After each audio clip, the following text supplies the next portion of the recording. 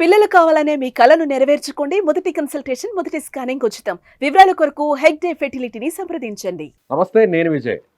అమెరికాలో చదువుకుంటున్నటువంటి విద్యార్థుల గడువును, పర్మిట్‌ను రద్దు చేయబోతుందా అమెరికా ప్రభుత్వం? ఇప్పుడు ట్రంప్ అధికారంలోకి వచ్చిన తర్వాత ఇలాంటి నిర్ణయం తీసుకోబోతున్నారా?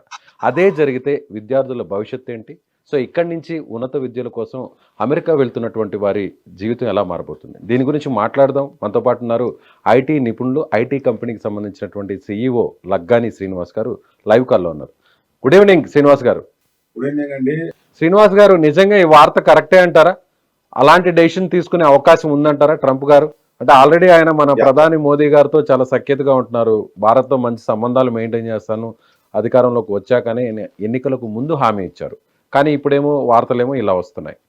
విజయ్ గారు, మీరు ఒక్కసారి మనము if you look at the recap of the what happened in 2016 అంటే 2016లో ట్రంప్ ఎన్నిక అయినప్పుడు ఆయన మొట్టమొదటి చేసినటువంటి స్టేట్మెంట్ ఏంటంటే అమెరికన్స్ అంటే లోకల్ అమెరికన్స్ కి ఎక్కువ ప్రాధాన్యత రావాలి అనేటువంటి ఒక క్యాంపెయిన్ తో ఆయన 2016లో గెలిచారు. దాని తర్వాత అతను వాస్తవంగా కూడా అప్పుడు H1 మీద, తర్వాత ఇమిగ్రెంట్ పాలసీస్ మీద కొంత స్ట్రింజెంట్ గా, కొంత హార్డ్ గా వ్యవహరించినట్టు మనం అందరం చూసాము.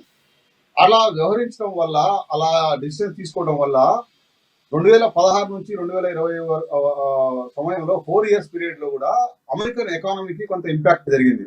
అది వాస్తవంగా మనం అందరం గమనించాం. సో ఓవరాల్ గా చూసినప్పుడు ఆ 2020లో మళ్ళీ ఎప్పుడైతే రీఎలక్షన్ వచ్చిందో అప్పుడు ట్రంప్ రియలైజ్ అయ్యాడు.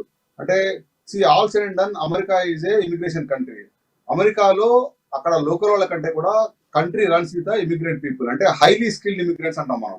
So highly skilled work force తోనే అమెరికా రన్ అవుతుంది. అది రియలైజ్ అయినాక 2020లో అతను కొంత సాఫ్ట్ కార్నర్ చూపెట్టాడు. అయినప్పటికీ కూడా అప్పుడు టైం ఎక్కువ లేకపోవడం వల్ల అతని పాలసీస్ వల్ల కొంత అమెరికన్ ఎకానమీ మీద ఇంపాక్ట్ పడింది. దానివల్ల అతను అక్కడ 2020లో ఓటమి చవి చూశాడు.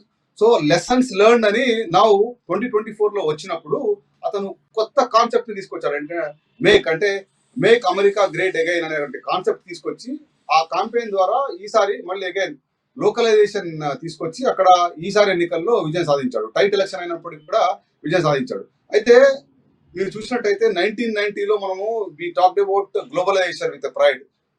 కానీ ఇప్పుడు చూస్తే everywhere you go to Africa, you go to Europe, you go to US or even you come to India, localisation అనే ఫీలింగ్ అనేది ఎక్కువ ఉంది. సో ఇప్పుడున్న పరిస్థితుల్లో అమెరికాలో కూడా మేక్ అమెరికా గ్రేట్ అనేటువంటి కాన్సెప్ట్ లో వాళ్ళు ఎస్పెషల్లీ ఎప్పుడైతే సురేష్ కృష్ణన్ లాంటి వాళ్ళని ఏఐ టెక్నాలజీ అడ్వైజర్ తీసుకొచ్చారో, అదే విధంగా ఎలాన్ మస్క్ ని, తర్వాత ఇంకా వివేక్ రామస్వామిని, ఎలాంటి పీపుల్ ని వాళ్ళు వైట్ హౌస్ అడ్వైజరీ బోర్డుకి తీసుకొచ్చినప్పుడు అక్కడ లోకల్ అమెరికన్ వైట్స్ ఎవరైతే ఉన్నారో వాళ్ళు కొంత అసంతృప్తి ప్రదర్శించారు.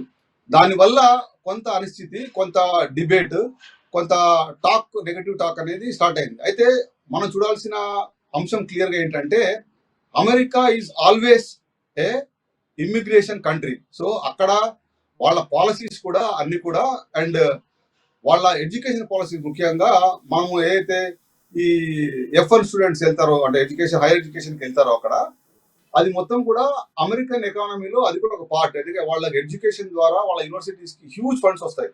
సో ఇవన్నీ కోణాలు చూసినట్టయితే కూడా కొంత మీడియాలో దీని మీద ఎక్కువ ట్రాక్షన్ వస్తుంది, ఎక్కువ అంటే భావజ్వాలం వస్తుంది.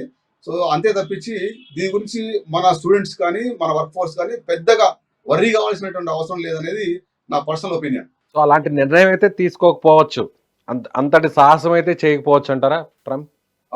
ఎందుకు చేయకపోవచ్చు అంటే, ఎస్, మై ఒపీనియన్, కొంత మార్పులు చేర్పులు అనేది డెఫినెట్ గా వచ్చేటువంటి అవకాశం ఉంది. కానీ బిగ్ ఇంపాక్ట్ క్రియేట్ చేసి మొత్తం అమెరికాలోనే వాళ్ళకి అక్కడ జాబ్స్ రావాలి, ఫారెన్ స్టూడెంట్స్ కానీ, ఫారెన్ వర్క్ ఫోర్స్ కానీ లిమిటేషన్ చేయాలనేటువంటి పాలసీస్ అయితే తీసుకురాలేదు. ఎందుకంటే మనం చూసినట్టయితే 2023లో H1B కోటా, ఎస్పెషల్లీ మన ఇండియన్ వర్క్ ఫోర్స్ కోటానే 73% ఉంది దాంట్లో. సో అండ్ ఈ ఓపీటీ విధానం ఏదైతే ఉందో అవి కూడా 70+ years, అంటే 1947లో స్టార్ట్ అయింది. సో అక్కడ వాళ్ళ ఎకానమీ, వాళ్ళ ఇండస్ట్రీ ఫంక్షనింగ్, అక్కడ మొత్తం టోటల్ వీటన్నిటి మీద కూడా ఈ వీసాస్ అనేవి చాలా very very important role play చేస్తాయి. సో అట్లాంటి కీలకమైనటువంటి అంశాల్లో వాళ్ళు తొందరపడి దాని ఇంపాక్ట్ వాళ్ళ హోల్ కంట్రీ మీద, ఎకానమీ మీద ఇంపాక్ట్ అయ్యేటువంటి డిసిషన్స్ వాళ్ళు తీసుకోరనేది నా పర్సనల్ ఒపీనియన్. ఇక్కడ స్థానికంగా ఉన్నటువంటి ఉద్యోగాలన్నిటి కూడా బయట దేశాల నుంచి వచ్చేవాళ్ళు ముఖ్యంగా భారతీయులే ఆ ఉద్యోగాలను తన్నుకుపోతున్నారు. కాబట్టి ఇలాంటి నిర్ణయం తీసుకుంటేనే లోకల్గా చాలామందికి కూడా ఎంప్లాయ్మెంట్ దొరుకుతుంది అనేటువంటి వాదన అక్కడ యుఎస్లో వినిపిస్తుంది. అందుకోసమే అలాంటి నిర్ణయం తీసుకునే అవకాశం కూడా లేకపోలేదని కొంతమంది ఎక్స్పర్ట్స్ చెప్తున్నారు. కరెక్టేనా? అంటే వాస్తవంగా నేను ఇందాక చెప్పినట్టు 1990 we talked about globalisation with pride. Now it's era of localisation. అయితే డెఫినెట్ గా కూడా ఏ రాజకీయ పార్టీ కూడా అక్కడ ప్రభుత్వాన్ని ఏర్పాటు చేసినాక అక్కడ లోకల్ ఎంప్లాయ్మెంట్ అనేది not only in America, across ప్రపంచం, అంటే అక్రాస్ ది వరల్డ్ ఆ ఇష్యూ ఉంది. సో లోకల్ గా ఎంప్లాయ్మెంట్ క్రియేట్ చేయడం అనేది చాలా ఇంపార్టెంట్ ఆస్పెక్ట్ అది. సో అదే అంశంలో వాళ్ళకి అక్కడ లోకల్ ఎంప్లాయ్మెంట్ క్రియేషన్ కూడా ఒక ఇష్యూ ఉంది, మనం అది లేదని చెప్పలేము.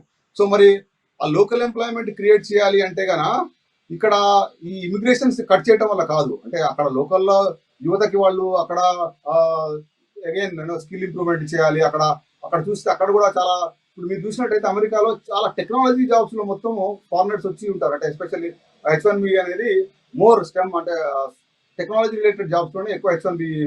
అలా కాకుండా మేనేజ్మెంట్ రోల్స్ లో అయితే మొత్తం యూజువల్ గా 100కి 90% లోకల్ అమెరికన్సే ఉంటారు. అంటే keep it aside again big companies like Google and Microsoft కాకుండా నార్మల్ గా మిడ్ లెవెల్ మేనేజ్మెంట్ రోల్స్ అన్ని కూడా అక్కడ లోకల్ అమెరికన్స్ నే యాక్చువల్ ప్రిఫర్ చేస్తారు, వాళ్ళే దాన్ని రన్ చేస్తుంటారు. సో ఇట్లాంటి పలు అంశాల మీద ఈ అంశం ఆధారపడి ఉంటది. కానీ డెఫినెట్ గా ఆ యాంగిల్లో కూడా ట్రంప్ నాయకత్వం ఏదైతే వాళ్ళు ఎన్నికల్లో గెలిచినాక ప్రభుత్వం ఏర్పాటు చేసుకున్నారో ఆ యాంగిల్లో కూడా వాళ్ళు థింక్ చేస్తారు.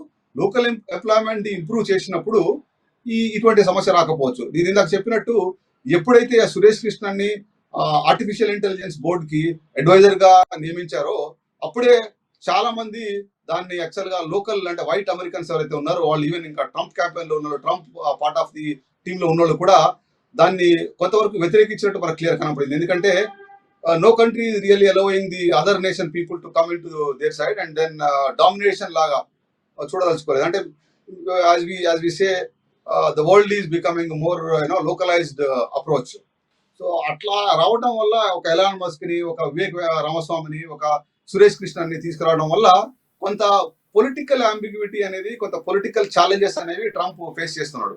అయితే వీటన్నింటినీ అధిగమించడానికి ఆయన ఒక క్లియర్ గా అంటే మొన్న ప్రెస్ మీట్ లో కూడా క్లియర్ గా ఆయన స్టేట్మెంట్ ఇచ్చాడు. ఏంటంటే America needs skilled man power అనేది ఒక క్లియర్ స్టేట్మెంట్ ఇచ్చాడు. అంటే దానివల్ల మనకి పెద్ద ఎఫెక్టివ్ పడదని నా అభిప్రాయం. రైట్ సార్, థ్యాంక్ యూ అండి. థ్యాంక్ యూ శ్రీనివాస్ గారు. ఇది శ్రీనివాస్ గారు ఎక్స్పర్ట్ చెప్తున్న దాని ప్రకారం ఇప్పుడు ఉన్నటువంటి పరిస్థితుల్లో ఖచ్చితంగా అలాంటి నిర్ణయమే తీసుకుంటే అమెరికా ఎకనమీ మీదే ఖచ్చితంగా దెబ్బపడే అవకాశం ఉంది. కాబట్టి ఇలాంటి కఠినమైన నిర్ణయాన్ని ట్రంప్ తీసుకోకపోవచ్చు అని చెప్తున్నారు. కాకపోతే అడ్వైజర్స్గా ఎవరైతే సురేష్ కృష్ణన్ కావచ్చు, రామస్వామి కావచ్చు, లేదంటే ఎలన్ మస్క్ లాంటి వాళ్ళని తీసుకోవడం వల్లే వైట్ అమెరికన్స్ ఇలాంటి డిమాండ్స్ని రేస్ చేస్తున్నారు తప్ప ఇది రాజకీయంగా తీసుకునేటువంటి నిర్ణయం తప్ప టెక్నికల్గా హైలీ స్కిల్డ్ పర్సన్స్ అయితే మాత్రం ఖచ్చితంగా ఇండియన్స్ ఉంటారు. కాబట్టి నాన్ టెక్నికల్ ఎంప్లాయ్మెంట్ అయితే లోకల్ వాళ్ళకి ఇచ్చే అవకాశం ఉంది. కాబట్టి ఇప్పటికిప్పుడు ఈ నిర్ణయాన్ని అయితే తీసుకోకపోవచ్చని ఆయన చెప్తున్నారు. Thank you so much.